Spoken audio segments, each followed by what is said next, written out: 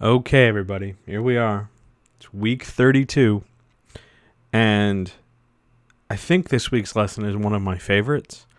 I like it because it's going to be a little bit more creative.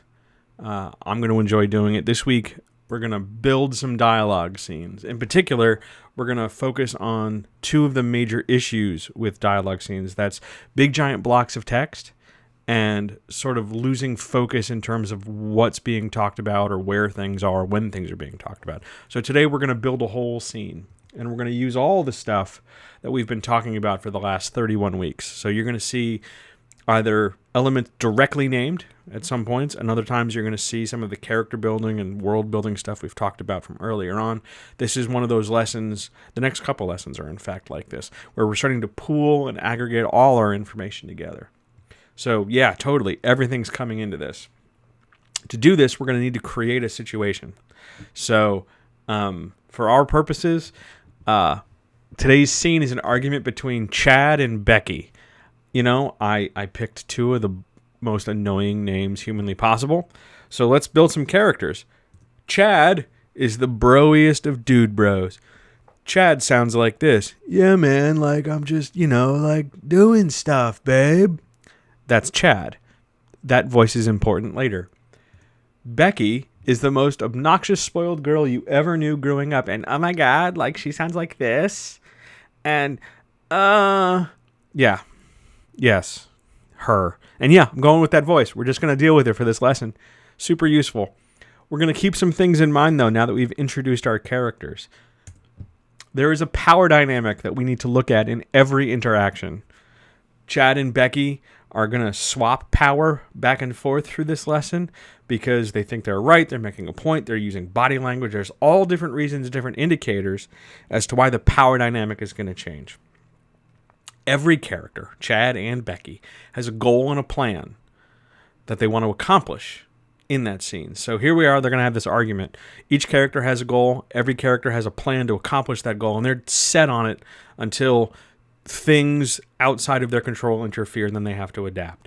The dialogue, the things they say, it's reactive and reactionary. And it doesn't have to be logical. They're not Vulcans, they're not strictly speaking, formulaic producers of content. They are people. They react emotionally and irrationally, and that's part of what keeps a dialogue scene interesting and engaging. It sounds like real people, and seldom do real people in arguments or in long dialogue scenes make a whole lot of very structured, boxy sense. Keep these things in mind. So how do we do this? How do we build a scene where we know there's going to be talking? The first thing you have to do is figure out why. Why are people talking to each other? Is it to accomplish a goal? Is it to obtain information from one another? Is it to convey interest or further character arcs? There's loads of different reasons why people talk to each other. I named a few. They're not all of them. But you have to know the reason, because otherwise the scene's not going to have a purpose. It's going to be nice and fun to write or whatever, but necessarily it doesn't need to stay in the draft. It doesn't need to stay on the page if it's not advancing something. The plot, a character arc, a combination of those things, setting up future goals. It's got to be doing something. It has to be purposeful. I don't mean that only the scenes in the book should be particularly useful, but it doesn't. You want to avoid circular scenes that don't really go anywhere. They're just sort of like, it was fun to write it, but we don't gain any new insight. We don't get any new information. We don't gain much of anything. So find the reason why people are talking to each other. In this case, Chad totally wants to go out and hang out at the bar. And oh my God, Becky just does not want to do that. It's unbelievable. So Chad wants to do something, Becky doesn't want to do it. Straightforward, simple. I tried to pick an easy example as opposed to something more complicated, like they're both trying to accomplish the same goal. We'll talk about that, but specifically we're starting this scene with a very clear example. So now that we've identified what they're talking about, you got to figure out what each character's goal is. Straightforward.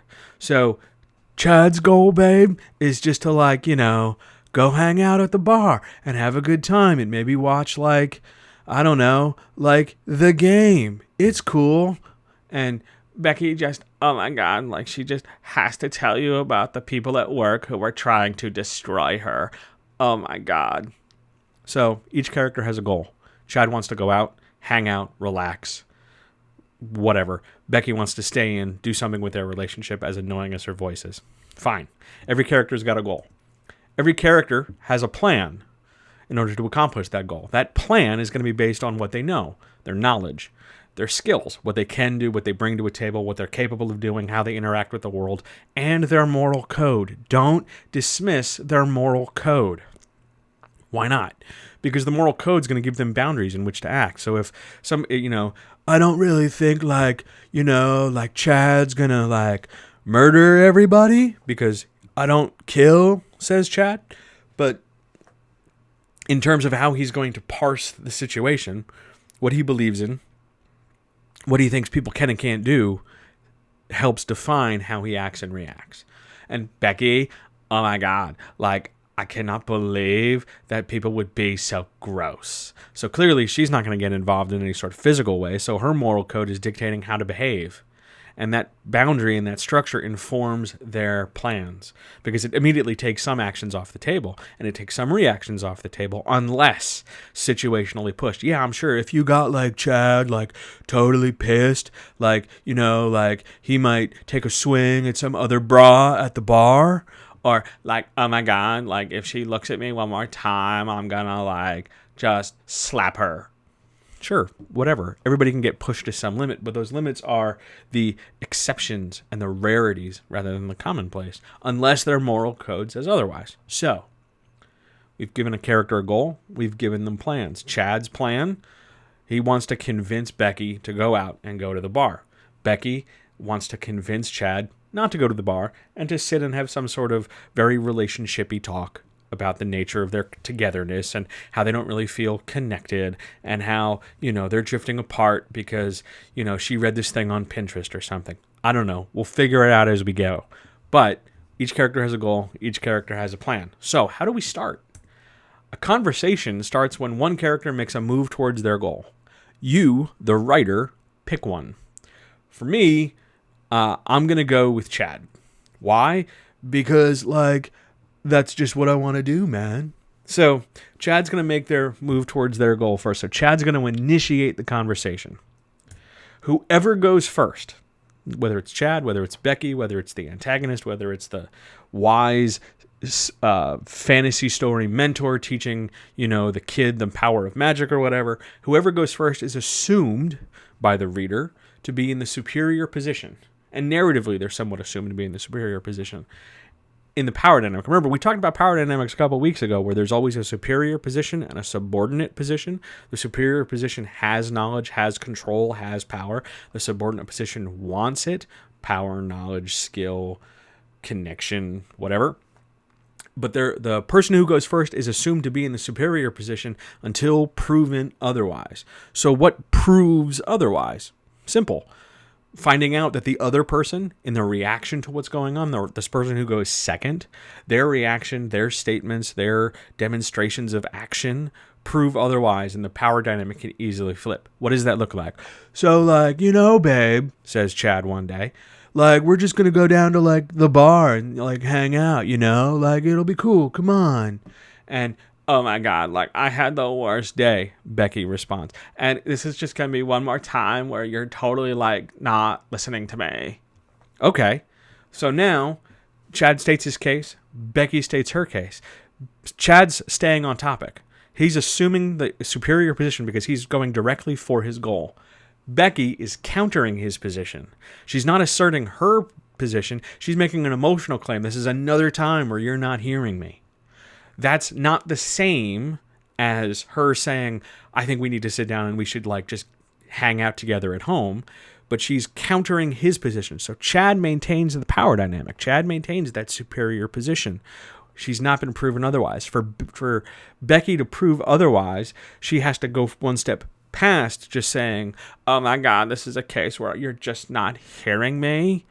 And she can turn it to, God, I look at everybody else's relationships and I'm so totally jealous right now. So with her being jealous and her expressing that she wants a relationship like everyone else, that's where we can flip the power dynamic, because her stating that can naturally put Chad on the back foot, make him defensive, because come on, I just want to go to the bar. It's not a big deal. So immediately he can't speak to her emotional need.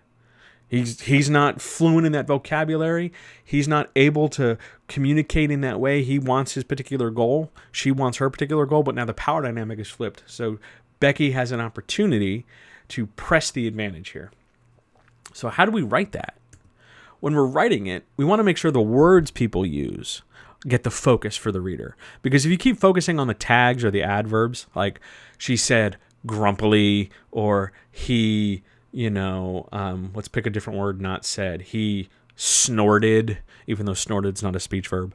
If you put the focus outside of the dialogue, you put the focus on how it is said, you're not trusting the reader to be able to infer or deduce how it would be said if the reader's in the room. Remember, when we're staging scenes, you got to put the reader in the room.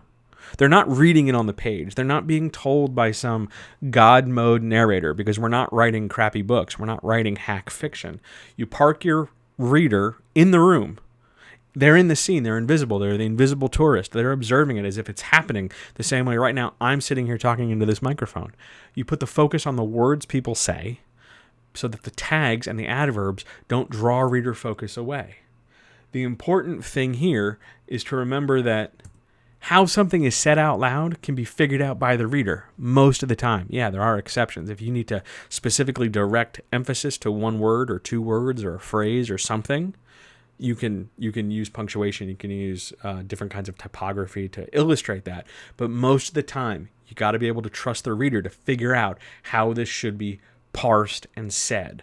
Where the instead of crutching on italics, let the dialogue just be on the page, and the reader can emphasize what they want for the effect they think you want. And when you need to give them a little direction, when you want to be specific, then you step in and let the write the emphasis that you need. But most of the time, the reader should be able to figure it out. Trust the reader to be smart enough to know how conversations work. What I'm saying is, don't rely on punctuation or word crutches, constantly repeating the same phrases, or constantly, limiting gestures. Oh, she says something, particularly crabby, so she always crosses her arms, and then she uncrosses her arm, and then crosses her arms again, so the reader associates arms crossing with a particular emotional state. You don't want to crutch on things. This is especially true if the dialogue, the thing they're talking about and how they're talking about, it's really important. If Becky is two seconds away from an emotional breakdown, because really this isn't about having a relationship discussion, it's about talking about how what she really wants to do is get revenge on her coworker, then the dialogue's important because it's probably the plot of our story, and who gives a shit about going to the bar? It's not that critical. But we don't want to crutch, or we don't want to step away from the dialogue, because eventually Becky's going to give us some kind of character-based incentive, or tell us about her arc, or tell us about her goal. So when the dialogue gets important, put the focus on the dialogue. But you don't have to force that focus with punctuation, italicization, bold, asterisks, anything like that. Don't crutch and don't over punctuate. Just let the dialogue live on the page. Let the reader figure it out. If you're not sure if the reader's able to figure it out, write a better scene. Construct a better atmosphere. Put more than just the dialogue on the page. Talk about how the scene operates. Talk about what's going on in the world. Talk about body language. Loads of different things, so that we're not just constantly reliant on dialogue to do the work. So what happens when, oh my God, babe, I can't believe you're just being another bitch again. God, I just want to go to the bar. Oh my God, you're so not hearing me right now. I really need a partner, and you're just not doing it for me. Candy was right. I don't know who Candy is. I've just invented this other character. But now all of a sudden we've sort of shifted the power dynamic. So the power dynamics shift somewhat by default anytime one character asserts control. So that's maybe Becky bringing Candy in because maybe Chad and Candy don't get along, or Candy does not particularly care for Chad's horse shit. When they assert emotion, Becky starts getting upset. It shifts the power dynamic, because naturally a reader gravitates towards the upset person so long as they're not being vindictive, in order to sympathize with them. Or knowledge. If I know something you don't, then all of a sudden the power dynamic shifts because I take the superior position when it comes to discussing the knowledge. Pay attention to power shifts. When powers shift, when the power dynamic flips, what you're adjusting for each character is the perceived emotional temperature, not the actual. The actual stays pretty flat. 9 times out of 10, you're not adjusting the actual emotional temperature. What you're adjusting is the perceived emotional temperature, because when a character steps into a power position, when they step into that superior position, their emotional temperature either rises because they're going to press their advantage, or it declines because they're overconfident.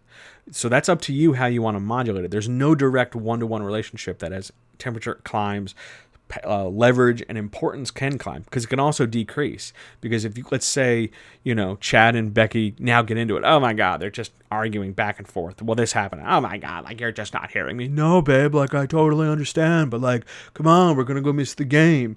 As Chad slips down and misunderstands the emotional temperature, his perceived temperature drops because it's just not a big deal. God, you're just overreacting.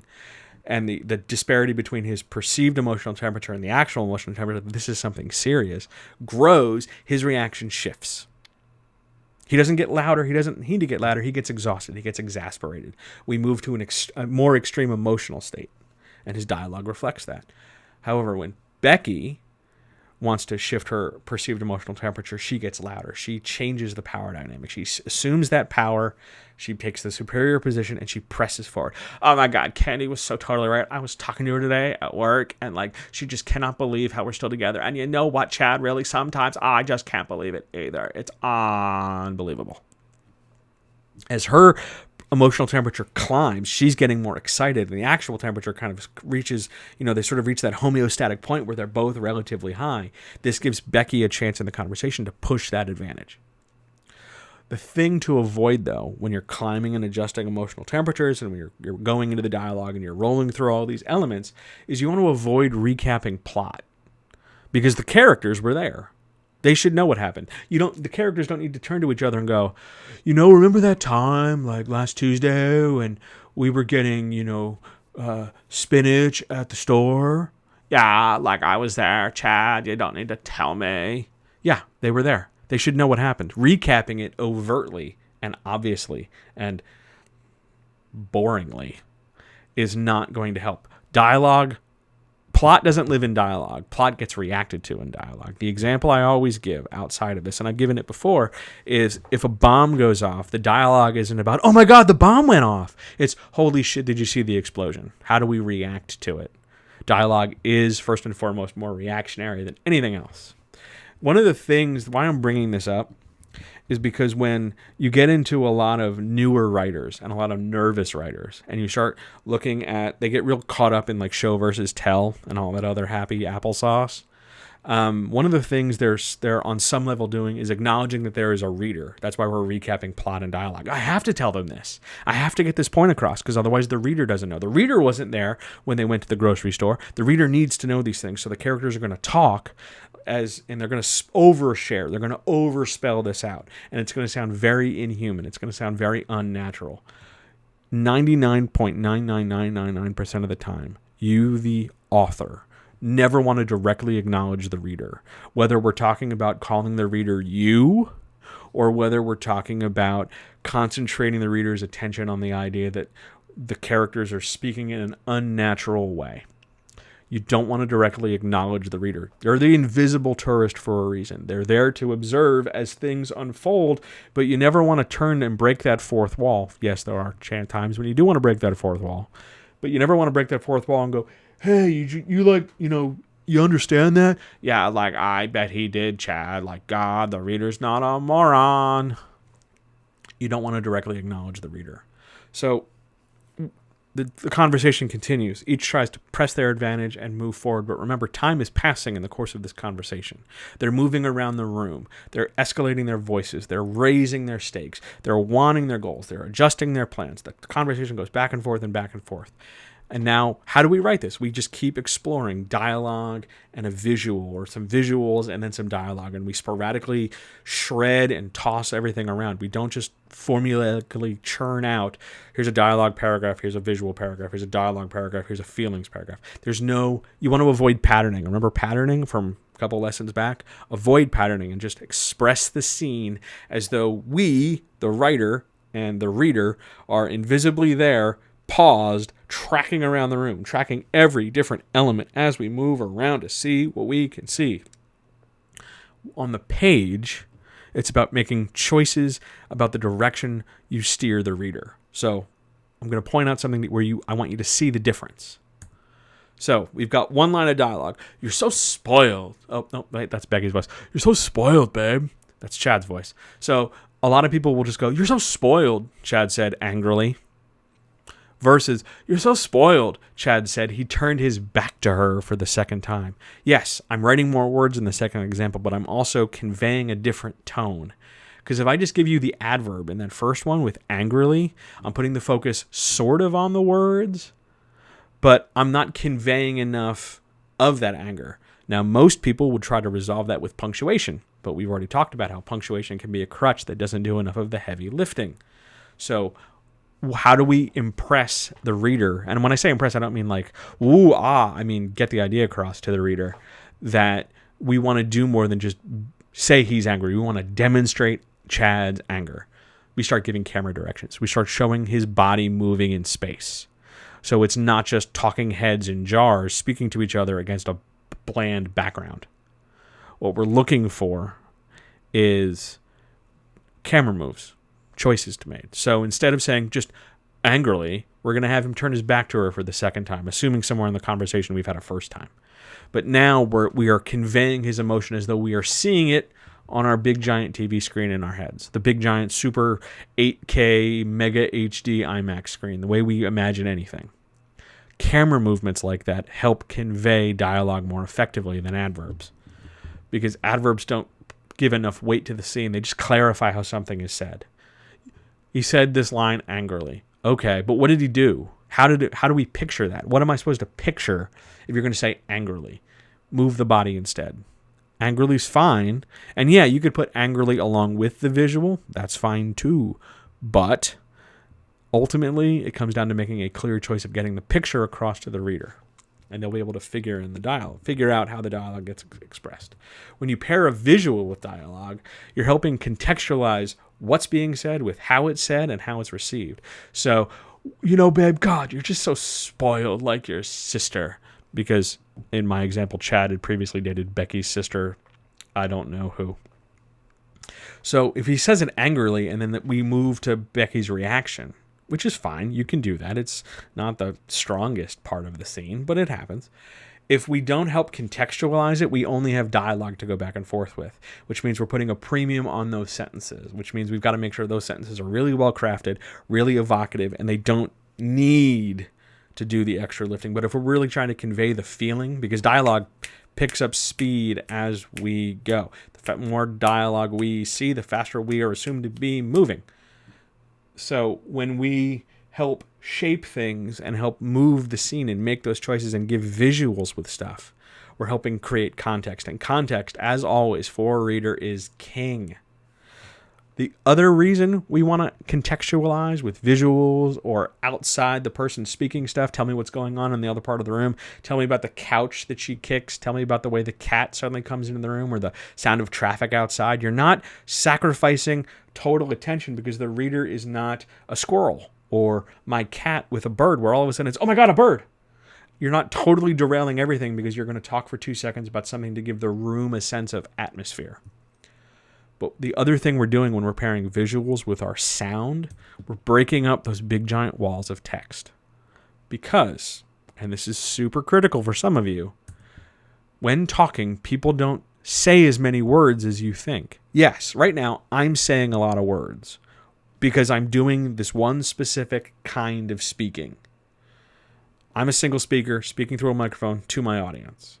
That's not conversation.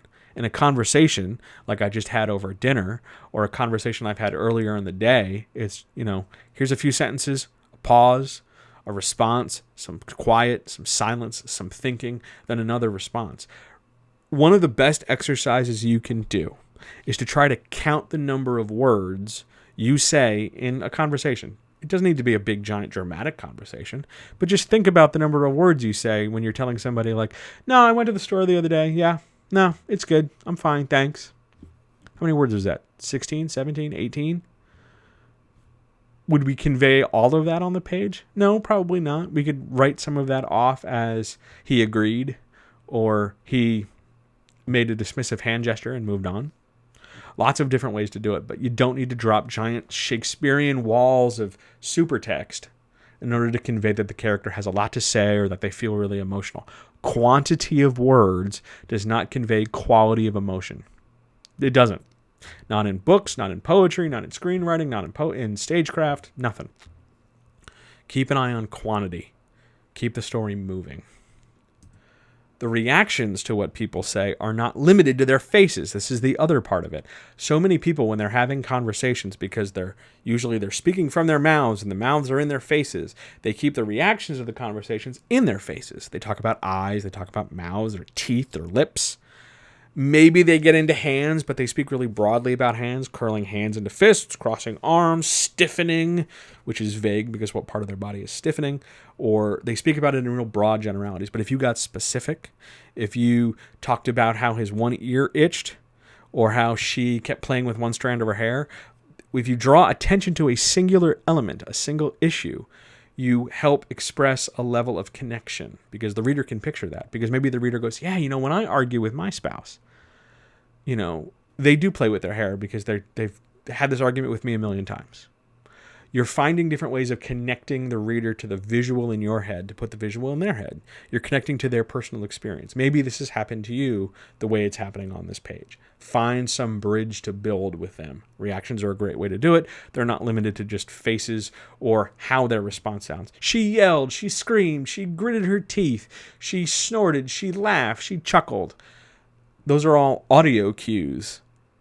When, come on, like, we could do this later. Like, come on, we'll go out to the bar. And then we later find out that, Chad's got his friends at the bar because he just wants to hang out with them instead. And Becky really just wants to sit on the couch and, oh my God, you're just being so disrespectful of my feelings right now. By moving them around the space, by getting her to come up and walk around the couch and getting him to step away from the door and move closer and move apart and cross his hands and turn his back. And she can laugh and snort and make him feel a certain way because she's done these things. Her reactions to his statement causes his reactions later on to change. All this dynamism, all this back and forth, all this response is not just audio to audio. It's audio to visual and visual to visual and visual to audio, back and forth and back and forth and back and forth. Keep track of the reactions when you're trying to relay how a thing should feel. So when conversation escalates according to emotional temperature, what you're looking for is everything shifts. Emotions go up, word choice changes. So, some people relay that as a change in adverbs or the use of adverbs or the use of punctuation. I'm trying to get you away from that because I want you to swim in the deeper part of the pool here. I want you to think about how if you get angry, what do? Do you start thinking in adverbs? Or do you change how you say things? Do you change what you say? Do you change how you move, how you not move? Do you get quiet? Do you, avoid eye contact? Do you ball your hand into fists? Think about the things you experience when you experience frustration or anger or joy or sadness or intensity or pleasure or whatever you're experiencing in your emotional state in your conversation, and break it down into single moments. I get angry, so do I ball my hands into fists? Do I stop making eye contact? Do I constantly play with my ears? Do I scratch my arm? Think about all the things you do. Incorporate that into character development, and you will find that readers connect with those things because maybe they do them too. It makes your fictional characters seem like real people when they have real responses to a shift in emotional temperature.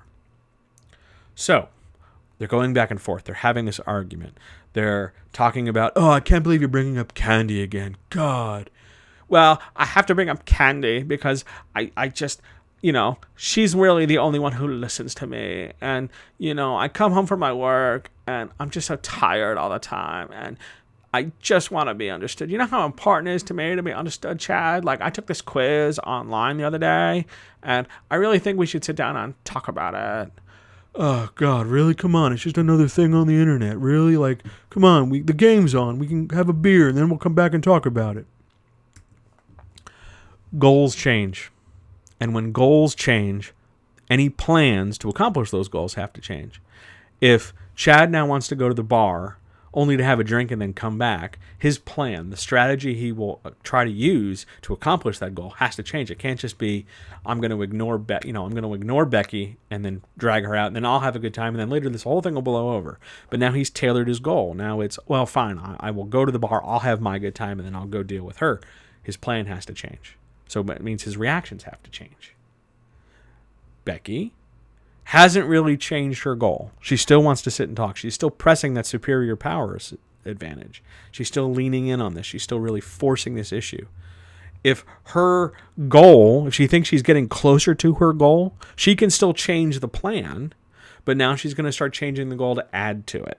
It's no longer just, I want to have a relationship conversation. It's, I want to have a relationship conversation and talk to him about what I want to do. I want to go make sure the two of us work together in some capacity to destroy my coworker, or whatever the plot might be. So plans change when the goals do.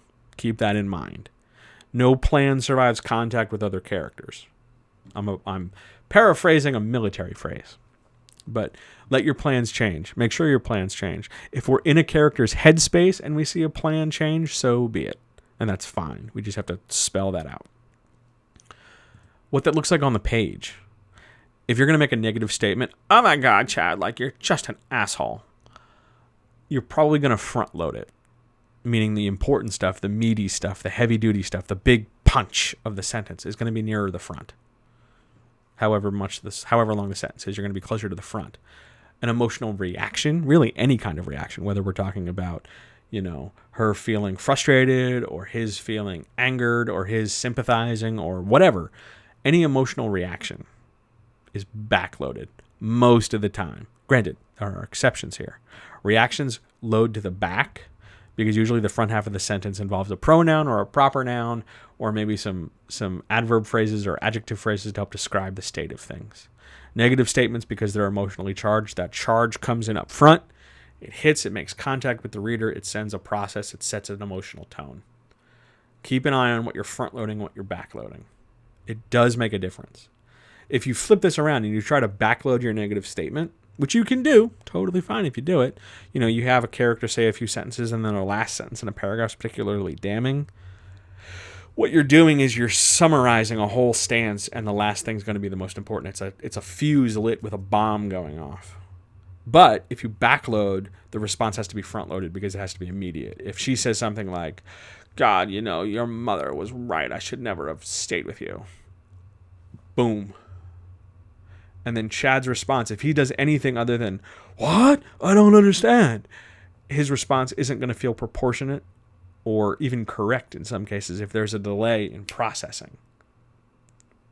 So think about how you toggle back and forth between front and backloaded. Think about your sentence length. I know I'm loading you up here with grammar and structure, but we're trying to keep the scene moving, and we're trying to make sure that emotion is tied to this momentum of the scene.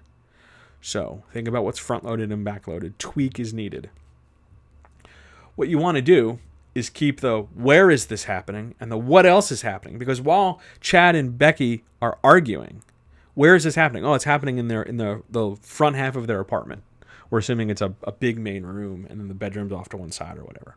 So where is this happening? The front main room. So that gives us a chance to set the scene. It gives them objects to react to. There's the big giant couch that she's walking around. There's him by the front door. There's a coat rack on the wall. There's God knows what else.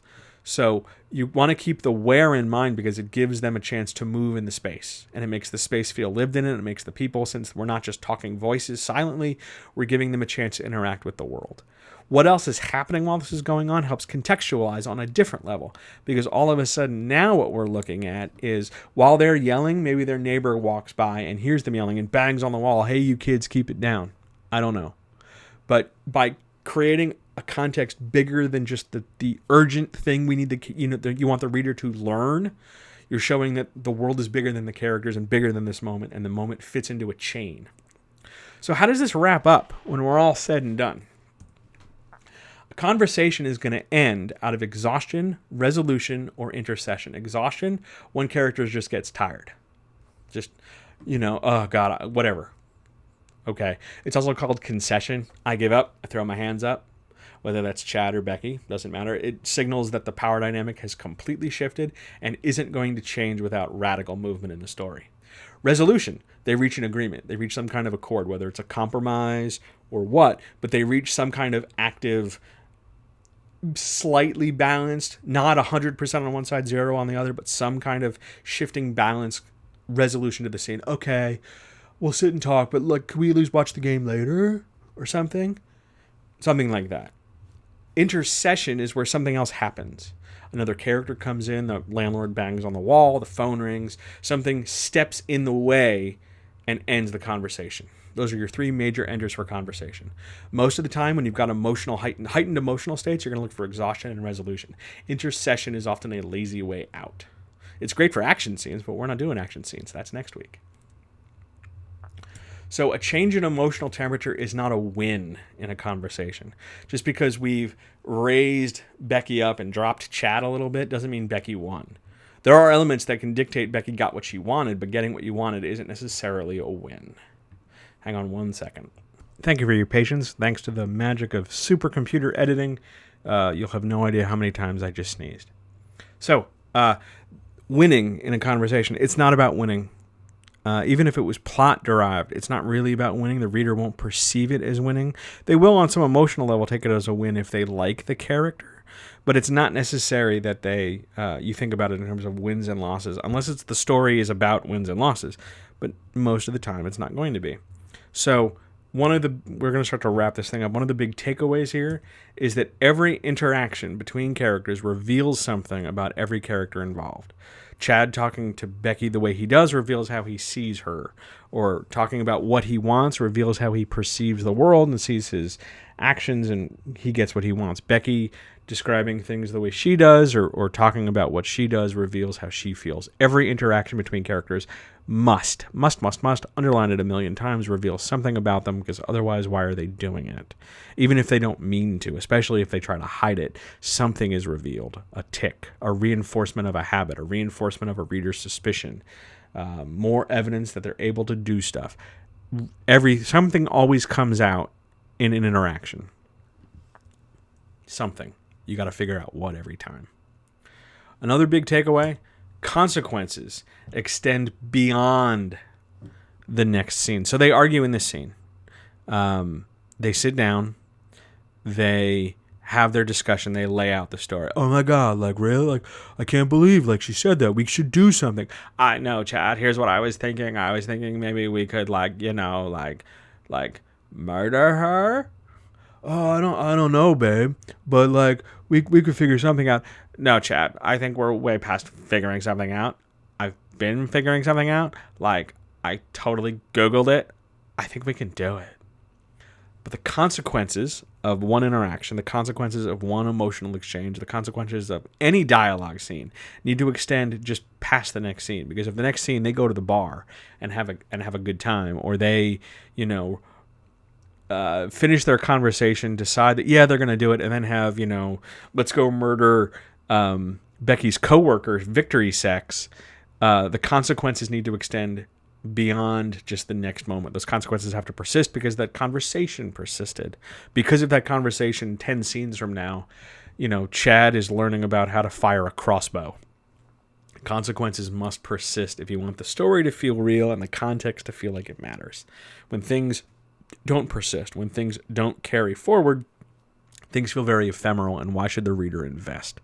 Because it comes across like you don't invest. So that's how we eliminate big giant blocks of text. We manipulate and shape the text to put a picture in to make it feel like it matters. Let's do a summary. Let's get out of here. Summary. Dialogue occurs in a place, and the world doesn't stop when the talking happens. So many authors stop everything else and just have talking. And if you want just a page and a half of talking, get into screenplays. I can recommend some books. You can read some of mine. The world doesn't stop. The rest of stuff doesn't stop. Things don't stop making noise. Things don't stop being noticed just because you want to make sure the reader's paying attention to talking. Trust the reader to be able to follow more than just one character saying something to another character back and forth. Make sure the world is still in motion. reference it, go back to it, call it out, make the situation that they're talking in feel real, like the reader is present. Next element, characters act and react, and everything changes, goals and plans. Well, as we go forward, they start talking. They decide, oh, well, it's less important to go to the bar because now, like, maybe Chad enjoys the idea of, like, you know, living out this power fantasy or making his babe happy. Who knows? But goals and plans change, and characters act and react over the course of the scene. Just because you go into a scene, a character goes into a scene with a particular goal, doesn't mean they're going to come out with it the same way, if at all. Very, very rarely will they ever go in and come out the same way. They might come out with the same goal, but something has been affected because, as we had just talked about, something is revealed, something is always in motion. And most importantly, lastly, the power dynamic is always in flux. It's never fixed. Even with the most, antagonist versus minion, Renfield, get me my coffin. That power dynamic is always in flux because the amount of confidence Dracula has is variable depending on what he's got to do or what he's commanding Renfield to do or Renfield's doubts or whatever. Power dynamics, just like everything else in an emotional conversation, are always in flux, which means you have the ability to steer the reader and make decisions to help make the scene feel lived in and realistic. And that, in a few dozen slides, is how we build dialogue scenes and break them up when they get chunky and smooth them out in revision. It matters. And you can do it. It's doable. It's super doable. In fact, I want you to go out now and write. I want you to go do stuff. Go make use of these things. Go look at your dialogue scenes. Go look at your back and forths. When the building is crashing and people are talking, and when people are plotting a murder, or when people are on a train, or they're wandering the countryside waiting for their other fantasy party members to join them. Take a look at the dialogue scenes. Take a look at what you're focusing the reader to do, what you're challenging the characters to do if it feels realistic. Write a lot. Practice. Next week we're going to tackle a different kind of scene building. We're going to write to create tension. I'm talking to you, thriller people, horror people, action people. Next week you're up. Get ready. Bring some notes. All right, guys, thank you so much for this week. I hope you're getting a lot out of this. You're going to see over the next couple of weeks really proactive, this is how you handle it kind of content. I hope you're ready. I'm excited. I'm really looking forward to this chunk of weeks. I hope you are too. Keep writing. Do your best. Don't give up. No matter what. I know it's hard. I know it's discouraging. You're good enough. Keep going. I believe in you. If you get stuck, you need a hand. Holler. I'm right here. We'll talk soon, guys.